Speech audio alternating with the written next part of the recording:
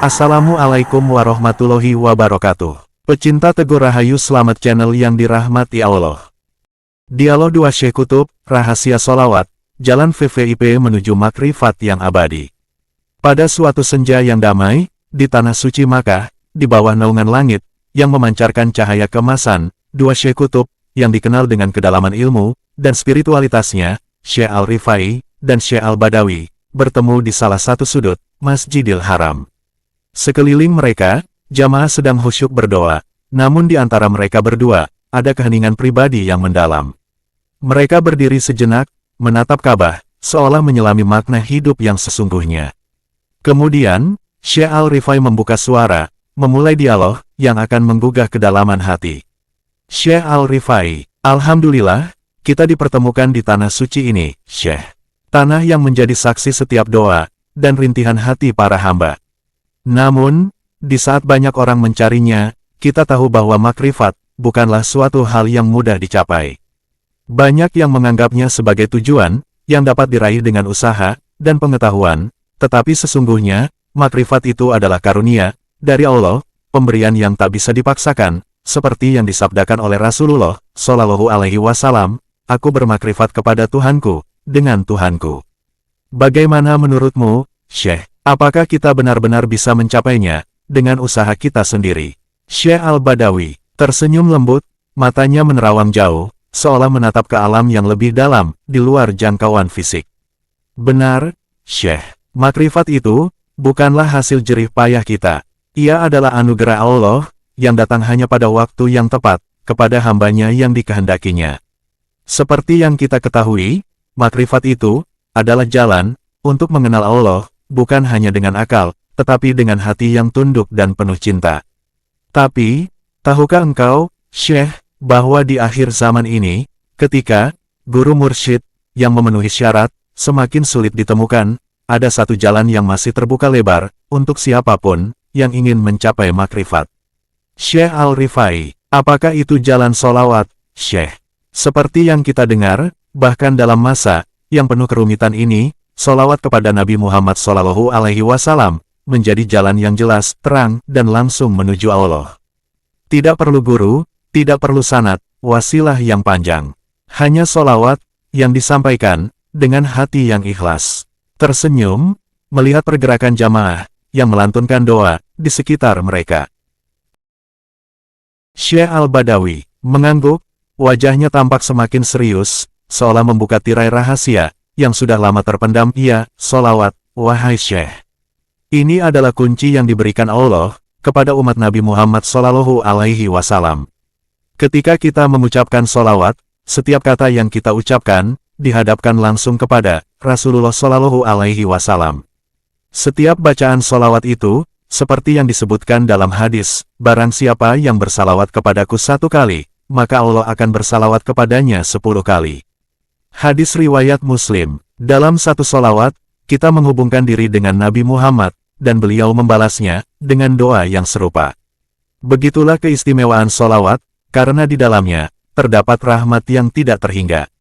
Syekh Al-Rifai, subhanallah, maka, jika Allah berkehendak, kita bisa sampai kepada makrifat, meskipun tanpa mursyid. Ini adalah rahmat yang luar biasa, Syekh. Bahkan, menurut Al-Idrus, di akhir zaman nanti, sholawatlah yang akan menjadi satu-satunya jalan menuju Allah. Ini menunjukkan betapa besar kekuatan sholawat, bahkan lebih besar dari jalan-jalan lain yang harus melalui guru atau sanad tertentu. Syekh Al-Badawi menatap Syekh Al-Rifai dengan pandangan yang tajam, penuh kedalaman, seolah ada rahasia yang belum terungkap dalam percakapan ini. Sholawat ini, Syekh, bukan hanya sekadar ucapan biasa. Sholawat adalah pengakuan terhadap hakikat Nabi Muhammad, yaitu Nur Muhammad, yang merupakan hakikat dari alam semesta ini. Seperti yang kita ketahui, tubuh Nabi Muhammad tidak memiliki bayang-bayang. Ini bukanlah kebetulan, tetapi tanda bahwa beliau adalah cahaya yang bersumber langsung dari cahaya Allah. Seperti yang disebutkan dalam hadis qudsi, aku adalah cahaya di dalam cahaya, dan Muhammad adalah cahaya dari cahayaku. Maka, melalui sholawat, kita tidak hanya memuji Nabi Muhammad, tetapi kita juga menghubungkan diri dengan hakikatnya, yaitu Nur Muhammad yang abadi. Syekh Al-Rifai, Suara azan maghrib berkumandang, menggetarkan hati mereka berdua. Mereka berhenti sejenak, seolah meresapi setiap kata yang baru saja diucapkan. Maha suci Allah, solawat itu adalah jalan, yang menuntun kita kepada hakikat, yang lebih dalam, yang lebih sempurna. Seperti yang disebutkan oleh Syekh Muhammad Nafis Al-Banjari, mereka yang sampai kepada Allah, melalui pintu kenabian Muhammad, lebih sempurna, dibandingkan dengan mereka yang melalui pintu Tauhid Asma dan Sifat. Bahkan mereka yang ditarik langsung oleh Allah, dalam keadaan jitbah, pun mungkin tidak meraih keutamaan yang sama. Syekh Al-Badawi, dengan suara rendah namun penuh makna, matanya menembus batas ruang dan waktu. Inilah hakikat yang perlu kita pahami, Syekh. Solawat ini adalah rahmat dari Allah, yang membawa kita menuju makrifat, yang sejati. Tidak ada jalan yang lebih mulia, untuk menujunya, selain melalui Nabi Muhammad SAW, yang adalah utusannya. Seperti yang disebutkan dalam kitab-kitab hakikat, mereka yang mengenal Nabi, mengenal Allah. Karena dalam dirinya terkandung cahaya yang tak terhingga. Syekh Al-Rifai, maka, mari kita teruskan perjalanan ini, Syekh, dengan penuh cinta dan keikhlasan. Dengan setiap solawat yang kita baca, kita tidak hanya berdoa untuk Nabi Muhammad SAW, tetapi kita juga berdoa untuk diri kita sendiri, agar diberi kemuliaan dalam makrifat, agar dipertemukan dengan Allah dalam keadaan yang paling murni. Syekh Al-Badawi, betul, Syekh. Dengan solawat ini, kita tidak hanya mencari keberkahan dunia, tetapi juga keselamatan akhirat. Sebab, solawat adalah jalan yang menghubungkan kita, langsung dengan Nabi, dan melalui beliau, kita sampai kepada Allah. Maka, marilah kita teruskan jalan ini, dalam pengharapan yang tak terputuskan, agar hati kita dibersihkan, agar makrifat itu semakin dekat dengan kita. Syekh Al-Rifai, berhenti sejenak, menatap langit yang semakin kelam, seolah merasakan kehadiran Tuhan yang begitu dekat. Amin, Syekh. Semoga setiap langkah kita menuju Allah, selalu diberkahi, dan solawat ini menjadi perantara, yang membawa kita menuju makrifat yang sejati. Syekh Al-Badawi, amin. Semoga kita selalu berada di jalan yang penuh rahmat, jalan yang mengarah padanya.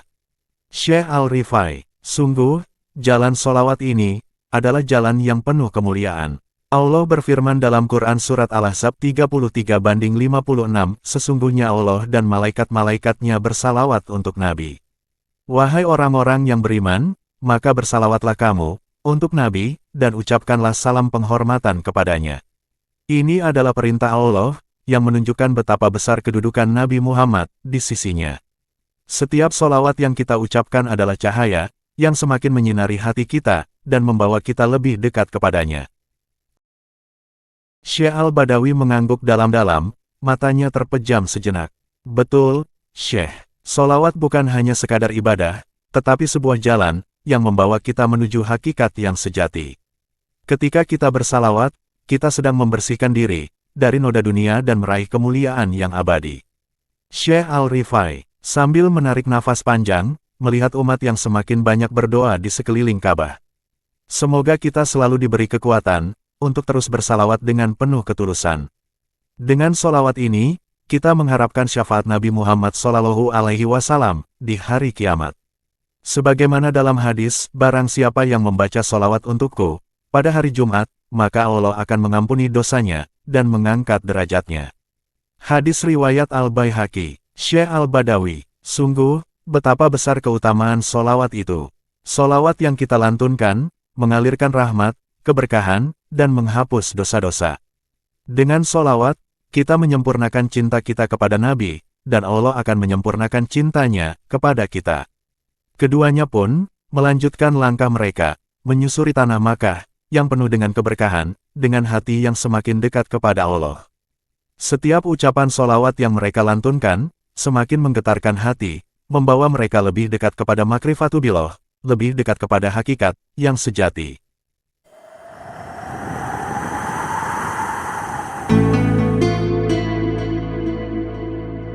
Berikut barokah tuntunan Syekh Qutb, urutan dan tata cara tawasul amalan solawat yang afdol ini, jadi tradisi Ahlus Sunnah wal Jamaah, terutama torikoh-torikoh yang kategori muktabaroh, disarankan.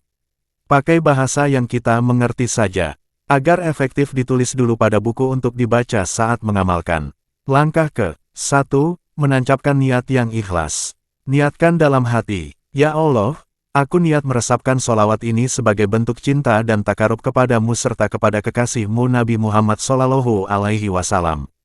Kabulkan segala hajatku, angkat segala kesulitanku, dan curahkan keberkahan dalam hidupku, bisirul Fatihah, dan resapkan Fatihahlah 1 kali." Langkah ke-2, membaca tawasul perantara doa dan hajat minimal berikut. 1. Tawasul kepada Allah. Ya Allah, hanya kepadamu aku bertawasul dan dengan ridhomu aku bermunajat, bisirul Fatihah, dan resapkan Fatihah 1 kali. 2. Tawasul kepada Rasulullah. Ya Allah, dengan wasilah Nabi Muhammad Sallallahu Alaihi Wasallam, hamba bermunajat kepadamu, bisirul Fatihah, dan resapkan Fatihah 1 kali. 3. Tawasul kepada malaikat, khulafa rasyidin, dan sahabat. Ya Allah, dan kepada para malaikatmu, serta para khulafa rasyidin, serta para sahabat Nabi yang mulia, bisirul Fatihah, dan resapkan Fatihah 1 kali. 4. Tawasul kepada ahlul bait Nabi. Ya Allah, berkahi juga kepada semua keluarga Nabi-Mu yang suci, bisirul Fatihah, dan resapkan Fatihah 1 kali. 5. Tawasul kepada para wali dan ulama solihin. Ya Allah, kepada para waliullah, para ulama solihin, dan para guru murabi ruhina yang menyucikan ilmu, bisirul Fatihah, dan resapkan Fatihah 1 kali. 6. Tawasul kepada orang tua, dan kaum muslimin seluruhnya. Ya Allah, kepada kedua orang tuaku, sebut namanya, dan kaum muslimin seluruhnya, bisirul Fatihah, dan resapkan Fatihah 1 kali. 8. Akhirut tawasul kepada diri sendiri, serta anak, juga istri atau suami. Ya Allah, karuniakanlah pertolongan dan ampunan bagi diriku yang hina ini, sebut nama, anak-anakku, sebut lengkap, juga istri atau suamiku, sebut namanya, bisirul Fatihah, dan resapkan Fatihah 1 kali. Langkah ketiga, meresapkan solawat. Pilih terserah solawat yang mana yang akan diresapkan sesuai kemantapannya. Usahakan istiqomah rutin, tiap hari atau tiap ba'dal sholat fardu atau tiap ba'dal sholat sunnah, dan lestantin ajak, jumlah hitungan, 33 kali atau 100 kali, atau 313 kali atau 1000 kali tiap satu dudukan itu yang disarankan para Syekh Kutub. Langkah keempat, doa penutup dan permohonan hajat. Setelah selesai meresapkan solawat, berdoalah kepada Allah dengan sungguh-sungguh. Mintalah segala hajat dunia dan akhirat. Ya Allah, dengan barakah solawat ini, limpahkan rahmat-Mu, jauhkan kami dari musibah, berkahilah rezeki kami, dan bla bla bla, dan jadikan kami sebagai hamba-Mu yang selalu mendekat kepadamu, amin. Lakukan amalan ini dengan hati yang hadir, tunduk, dan penuh pengharapan, minimal di waktu utama berikut, setelah salat fardu, sepertiga malam, hari Jumat, atau ketika memiliki hajat besar. Selamat membuktikan dengan bismillah.